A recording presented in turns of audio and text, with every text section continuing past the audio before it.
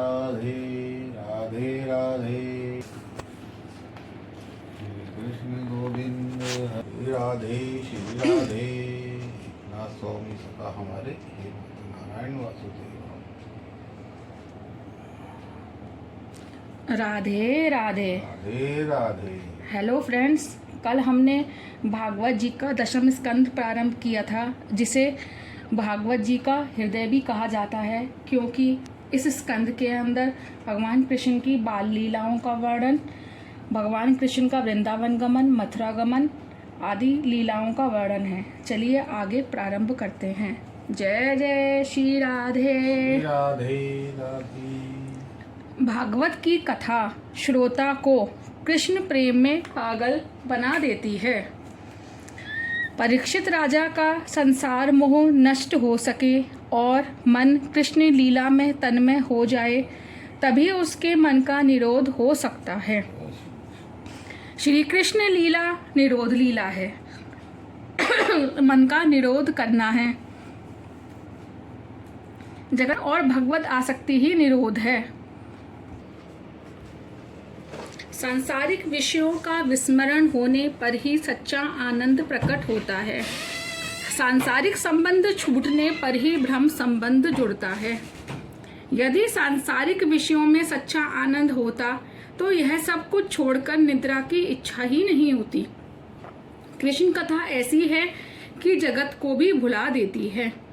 जगत में रहना भी है और उसे भुलाना भी है। संसार को छोड़कर कहाँ जाओगे? जहां भी जाओगे संसार साथ साथ आएगा। संसार को छोड़ना तो नहीं है, किंतु उसे मन से निकाल बाहर करना है। संसार में रहते हुए उसे अलग ही रहना है। भागवत की कथा भूख, प्यास और सांसारिक झंझटों को भुला देती है। दशम स्कंद के आरंभ में सुखदेव जी ने राजा की परीक्षा ली। 5 दिनों से एक आसन में बैठे हो। यदि कुछ जलपान करना हो, खाना पीना हो तो कर सकते हो। परीक्षित ने कहा, भगवान अन्न तो क्या, मैंने तो जल का भी त्याग किया है। जिस भूख और प्यास के कारण कभी मैंने मुनि को मृत सांप का हार पहनाया था, वही भूख प्यास मुझे अब बिल्कुल सता नहीं पाती। इसका कारण यही है कि मैं आपके मुख कमल से बह रहे श्री हरि कथा अमृत का पान कर रहा हूँ। कथा के रसपान के कारण मुझे भूख और प्यास सता नहीं सकती। राजा के वचन सुनकर सुखदेव जी को बड़ी प्रसन्नता हुई। राजा सुपात्र है और जिज्ञासु भी है। कथा में ऐसी ही तन्मयता होनी चाहिए। कृष्ण कथा अनायास ही संसार को भुला देती है। इससे जगत भूल जाता है। कृष्ण की कथा जगत का विस्मरण कराती है। कृष्ण कथा की यही महिमा है कि वह देह भान भुला देती है। कृष्ण कथा महिमामयी है। इस कथा में लीन मन जगत को भूल जाता है। संसार का संपूर्ण विस्मरण और परमात्मा का सतत स्मरण ही तो मुक्ति है। कथा तुम्हें अपने दोष का भान कराती है। कथा सुनने पर रोना आए तभी मानो कि कथा सुनी गई है। अम्बरीश की भक्ति कैसी दिव्य थी और मेरा जीवन कैसा क्षुद्र है। हाय, मेरा जीवन कुत्तों की भांति व्यर्थ ही चला गया। कृष्ण कथा सभी को आनंद देती है, क्योंकि इसमें सभी रसों का समन्वय है। यह कथा बालक को भी आनंद देती है और सन्यासी को भी। श्री कृष्ण बालक के साथ बालक हैं और युवा के साथ युवा। वे ज्ञानी के लिए ज्ञानी हैं और योगी के लिए योगी। श्री कृष्ण भोगी तो हैं, फिर भी रोगी नहीं, योगी ही हैं। सामान्यतः भोगी रोगी बन जाता है, किंतु एकादश स्कंद के वर्णन अनुसार श्री कृष्ण जब 125 वर्ष की आयु पूर्ण करके स्वर्ग में पधारे, तब उनका एक भी सिरकेश श्वेत नहीं हुआ था। मनुष्य का मन किसी न किसी रस में फंसा हुआ होता है। इस कथा में हास्य, श्रृंगार, करुण, भयानक आदि सभी रस भरे हुए हैं, क्योंकि श्री कृष्ण स्वयं ही रस स्वरूप हैं। बाल लीला हास्य रस है, रासलीला में श्रृंगार रस है। चारुण, मुष्टिक, कंस आदि की हत्या में वीर रस है। चाहे जिस रस में रुचि हो, कृष्ण कथा सभी को पसंद आती है। यही विशेषता है इस कथा की। कन्हैया सभी को 10वां रस देता है, प्रेम रस। इस कृष्ण कथा में सर्वश्रेष्ठ रस प्रेम रस छलाछल भरा हुआ है। जिसने प्रेम रस का आस्वाद किया है, उसके लिए अन्य सभी रस अरस ही हैं। मीराबाई के शब्दों में कहें तो अन्य सभी रस कड़वे हैं। कृष्ण प्रेम शक्कर और ईख का मीठा रस है। उसे छोड़कर कड़वे नीम का सांसारिक रस क्यों पिया जाए। राधा कृष्ण के बिना और क्या और क्यों बोला जाए। हाँ, इस कृष्ण रस का आस्वाद कर पाना सरल नहीं है। इस रस का आस्वादन शंकर, सुखदेव, योगी और ब्रज की गोपी जैसे ही कर पाते हैं। जगत के सभी रस कटुता से भरे हुए हैं। श्रृंगार रस आरंभ में तो मीठा लगता है, किंतु अंत में तो कड़वा ही लगेगा। अन्य किसी भी रस में मिठास नहीं है, मात्र प्रेम रस ही मधुर है। प्रेम के बिना प्रभु का साक्षात्कार नहीं हो पाता। श्री कृष्ण प्रेम रूप है। वह अलौकिक प्रेम रस का दान करते हैं।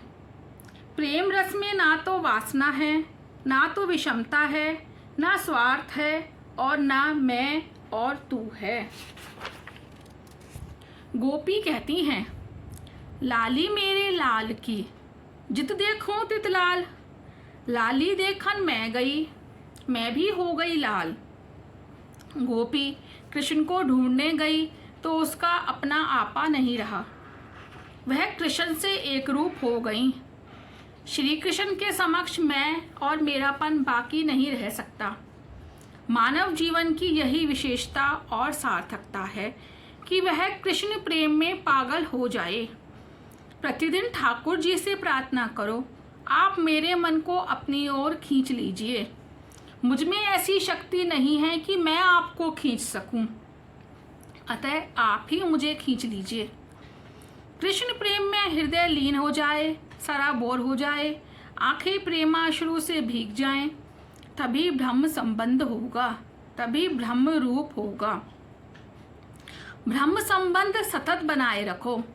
सावधान रहना, कहीं फिर से माया के चक्कर में मन फंस ना जाए।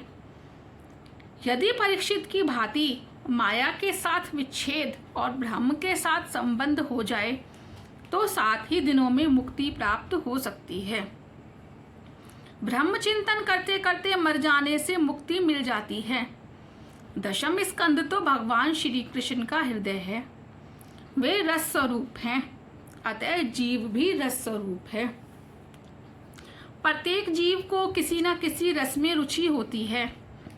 भिन्न रुचि वाले सभी को यह कृष्ण कथा आनंद देती है। कृष्ण भी एक दिव्य रस है। प्रेम और विरह दोनों में हृदय आदुर बनता है, तब रसा अनुभूति होती है। श्री कृष्ण कथा सभी प्रकार के जीवों को आकर्षित करती है। सामान्यतः जीव के 4 भेद हैं। नंबर 1 पामर, 2 विषयी, 3 मुमुक्ष, 4 मुक्त। अधर्म से धन अर्जन करे और अनीति पूर्वक उपभोग करे वह पामर जीव है। धर्म का पालन करके कमाई करके इंद्रिय सुख का उपभोग करे वह विषयी जीव है। सांसारिक बंधनों से मुक्ति पाने की इच्छा और प्रयत्न करने वाला जीव मुमुक्ष जीव है। कनक और कांता रूपी माया के बंधनों से मुक्त होकर प्रभु में तन्मय हुआ जीव मुक्त जीव है। श्री महाप्रभु जी कहते हैं, रजस, तमस और सात्विक किसी भी प्रकार का जीव कृष्ण कथा में से आनंद पा सकता है। इसी कारण से तो उन्होंने दशम स्कंद के 3 विभाग किए हैं, सात्विक प्रकरण, राजसिक प्रकरण और तामसिक प्रकरण। श्री कृष्ण कथा सभी के लिए उपयोगी और सभी को आनंद देने वाली है। इसका कारण यह है कि श्री कृष्ण भोगी भी हैं और महान योगी भी। इसलिए तो सुखदेव जी जैसे योगी को भी इस कथा से आनंद लाभ होता है। भगवान श्री कृष्ण ने गृहस्थाश्रम और संन्यासाश्रम दोनों का समन्वय जगत के समक्ष रखा है। राधे राधे। आगे का कल पूरा करेंगे।